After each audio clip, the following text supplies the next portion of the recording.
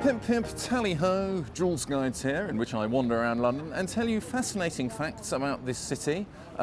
By the way, I've got loads of other videos on my channel, so don't forget to hit the subscribe button and you can access over 150 videos all about London. But we are starting here in Woburn Walk, which is a beautiful example of Regency buildings. It was a kind of shopping street which was tucked away in the corner of was it the Bedford estate or something? Just so as not to disturb the wealthy residents. Now, W.B Yeats, the famous poet, he used to live in here, and every Monday he'd hold meetings for other poets like T.S. Eliot and John Masefield. I must go down to the seas again, to the lonely seas and the sky, do you know? And all I ask is a tall ship and a star to steer her by. Do you know that poem? In fact, I think it was John Masefield who said that it was the most interesting living room in London, but he had obviously not been to my living room because that can get pretty interesting, I can tell you. Yeah, I mean, I apologise if you've seen this place before in one of my videos, except we're wandering up here, and it seemed a pity not to start here because it's such a beautiful street. We're going to head up round through all these beautiful squares. There is a flower within my heart, Daisy, Daisy. This is Tavistock Square, and those buildings over there are actually where Charles Dickens used to live. I mean, I get so tired of saying Charles Dickens lived there, but he's like my mate Ralph, who just completely ruined my address book. He had so many residences in London, but I suppose that one is actually reasonably significant because it was the last residence he had. He wrote loads of famous books there. He was there when he wrote Little Dorrit, Bleak House, Tale of Two Cities. And it's nice because the view opposite, I mean, those ones have changed, but the view opposite, those are still original buildings that he would have seen at the time. It was over there that the July 7th bombings took place in 2005. Oh, really? Yeah, you know when they bombed the bus, about 13 commuters died on a bus which was over there. Rather sad. I don't have a huge amount to say about this square, but all along here there are so many beautiful squares. So, but this particular one, I've got my hat, my coat, my hat, my Gandhi. Mahatma Gandhi, he's there. No, it's it's a terrible joke. I thought it was funny. I know, I'm here all week. Well, I'm being joined by Kai again today. Kai has his own YouTube channel called Weird Side. Take a look at his channel too. As soon as I tell you to hit the record button, there's always someone with a really rattly trolley going past. Have you noticed? It's almost like, it's like they hide behind corners waiting for me to say record, and then a rattly bloke will come out. This whole area is occupied by mostly London University, UCL.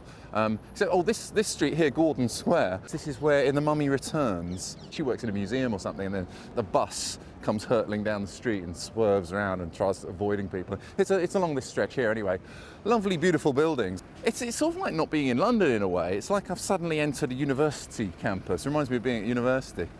Very peaceful place. Got a beautiful cafe in there. Actually, I think it's called the Joolz Cafe. Look, it's the Ginger Joolz Cafe. They've got pictures of Virginia Woolf here because this whole area was occupied by a lot of poets. W.B Yeats, Virginia Woolf, Ted Hughes, they all lived around this area. They were known as the Bloomsbury set. Planted one day by a glancing dart, planted by Daisy Bell. We got biryani rice and potato curry. We serve them in a box with our homemade chutneys and raita yogurt. We've got samosas, chocolate chai cookies and chai tea as well. Low lactose, low gluten, vegan, this, that, the other. So maybe at lunchtime? Like, it's a bit early, isn't it, do you think? One can have lunch anytime. Time is an illusion, lunchtime doubly so. Hey, hitchhiker's hell yeah. I'll have one samosa in that case. Chutney on top. That looks good. Shakshuka. Shakshuka. Sort of pepper sauce. And you poach eggs in it. It's a Moroccan dish. Cheers, very buddy. much. Cheers. Beautiful. Thanks very much. See you later. Down here at the bottom of Mallet Street, corner of Torrington Place. Now, down here is an excellent museum called the Petrie Museum. It's got loads of Egyptian artifacts and mummies and stuff, and it's open to the public. And Tuesday to Saturday, free of charge. Sorry? They open at 1. Open at 1. It's worth it. Yeah. So who was this Petrie bloke? William Matthews Flinders Petrie was one of the most prolific archaeologists and Egyptologists of the 19th century. Petrie was actually fascinated with daily life. He started doing Egyptology at a time where it wasn't really a discipline, it was a thing that interested parties went and did, until Petrie's mentor and sponsor, a woman called Amelia Edwards, who actually founded this museum, decided to create the Egypt Exploration Society to fund archaeological expeditions. And he was interested in how people in the past lived. So he collected little objects to do with everyday life, knives, toys, you know, children's shoes, building material. Completely free of charge. Feel free to come and visit us any day except Sunday and Monday. Yes. And yeah, we've got a few very, very cool things. This one is the oldest woven garment in the world, the Tarkhan dress. It's 5,000 years old. Oh my goodness. A bundle of linen, and when they opened it up, they realised how important it was. That's amazing. It was worn in life, even though it was found in a tomb. It's got sweat stains under the arms and everything. Oh, it reminds me of some of my garments actually. Looks kind of similar. It's in better condition actually, that's the amazing part. We've also got these beads. Now they don't look like much from this angle, but they were actually made from meteorite iron. And this is a long time before the Iron Age. Alien jewellery. Alien jewellery. Didn't tell the curator I said that. Possibly. Effectively what this means is that well before people knew how to work iron, someone found a cool rock and they thought, this is amazing, it shines blue, I'm going to make something out of it. And so they had to hammer it into a flat sheet of metal and then roll it into a bead shape. So these are from roughly 2nd century AD, so that'll be Roman Egypt. And they're quite striking because they're representations that are less stylized than earlier mummy masks. These are mummy masks, these are death masks. But this is actually what people look like. Exactly, for rather real. than hyper stylized earlier examples. Yeah. Oh, So that's this is kind what of- these people would have, you know. Yeah, he just looked like in life. He just looks like a normal bloke. Exactly. Could just be a kind of a footballer. You know. I can see that. Also, is Jeremy Bentham, who is this, he was like the father of utilitarianism. It meant that you measure right and wrong by the greatest happiness for the greatest number of people.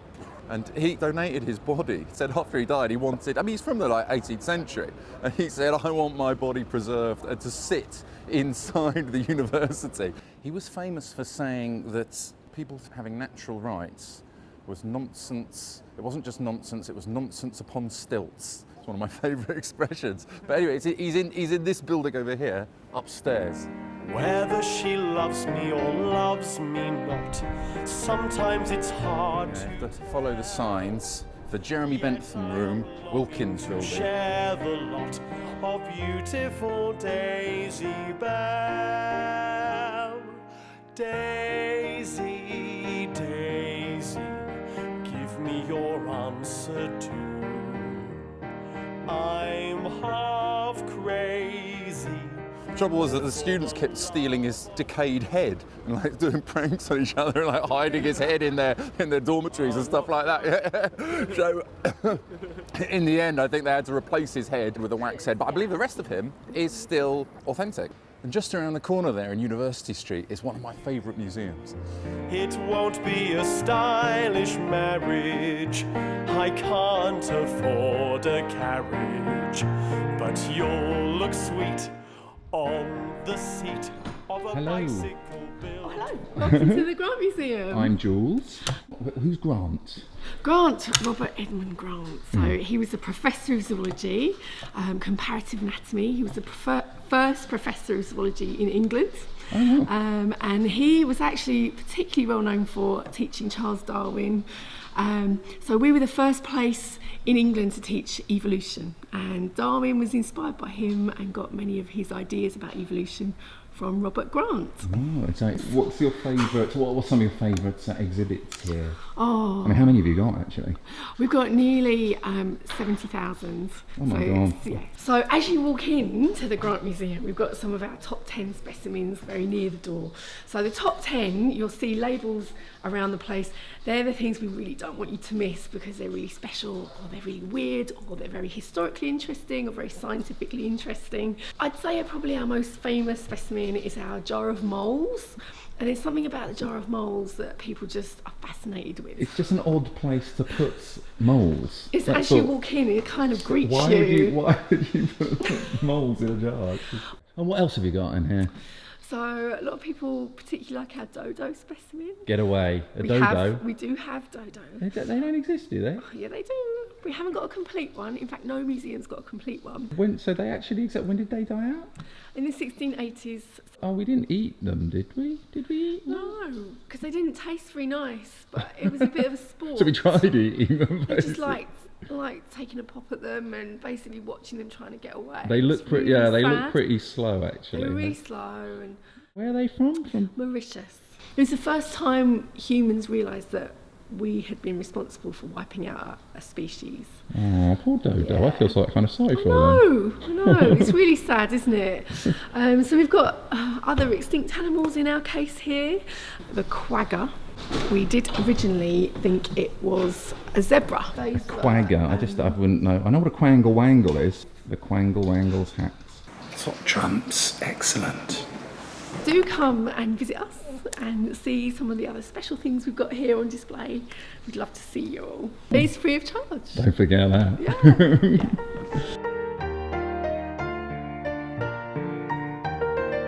All that behind me is RADA. I'd rather go to RADA, the Royal Academy of Dramatic Arts, where most British famous actors went. Well, actually, some didn't go there, obviously. Anthony Hopkins, Richard Attenborough, Lord Voldemort, Jimmy Bellotti, Johnny Polanski, even Johnny Two Times. Called him Johnny Two Times because he said everything twice. I'm going to go to the bar, get a drink. My dad went there, so yeah, exactly. That great British actor who does appear alongside Honor Blackman in an episode of The Avengers, where he's dressed just like this. Well, it's where I got my hat from. It was actually, my dad used to wear this hat in the city when he was a barrister. Just beyond RADA on the left is Senate House. Now, Senate House, besides being the place where the other day a very grumpy bloke said to me, "Don't bloody film the back of my head." I said, I had to say to him, I really am not interested in filming the back of your head. I'll call the police, see what they say about it. I said, please do. I will be here. You can tell them where I'm going to be. I hope he's watching, actually. Anyway, where was I? Yes, Senate House. George Orwell, when he wrote 1984, he was inspired by this building because it used to be the Ministry of Information, which was in charge of propaganda. His wife worked there during the Second World War. And that's what inspired him to create the Ministry of, what was it? The Ministry of Truth. Yes. What are the other ones? Ministries of Truth, Love, Peace and Plenty. Not the Ministry of Magic. That was a different book. Apparently Hitler really was fond of this building. I think he wanted to unfurl one of his banners down the side of it or something when he conquered Britain. Fat chance. Nice try, mate. Beware the savage jaw of 1984. But yeah, they also used it in the film 1984, where John Hurt goes in there. John Hurt, who of course asked my mum out on a date. She met him in Dirty Dick's pub in the East End, and she went to his house, and she went up to the bedroom, and there was a woman in there, and she said, well, who's this woman here? And John Hurt said, oh no, it's okay, she's going to watch. My mum went, no, she bloody is, and she got the hell out of there. John Hurt, the famous actor, unbelievable. I swear my mum in her day. I thought you were going to say that you're a secret love child. Yeah, quite a lot of the words, the expressions in 1984 are still in common parlance today, like newspeak, thought crime, Big Brother. I haven't had any thought crimes myself. Well, I have one or two thought crimes. The only crime, you're committing a bit of a fashion crime at the moment. I'm not leaving the house in my pyjamas. These are tailored trousers. All right, they don't fit me properly. I've got to take them back. These are, how dare you? Tailored pyjamas. Daisy, peddling away down the road of life. I and my Daisy. This is Bedford Square, one of the most beautiful, well-preserved example of a Georgian square in London. But these houses around here, they've got so many blue plaques. I mean, I don't know who all the people are. Do you know that guy over there? Anthony Hope. Now, he wrote The Prisoner of Zenda. As I recommend personally, the one with Douglas Fairbanks Jr. But I think there's also one starring James Mason, or are they in the same one? Who cares? Let's go.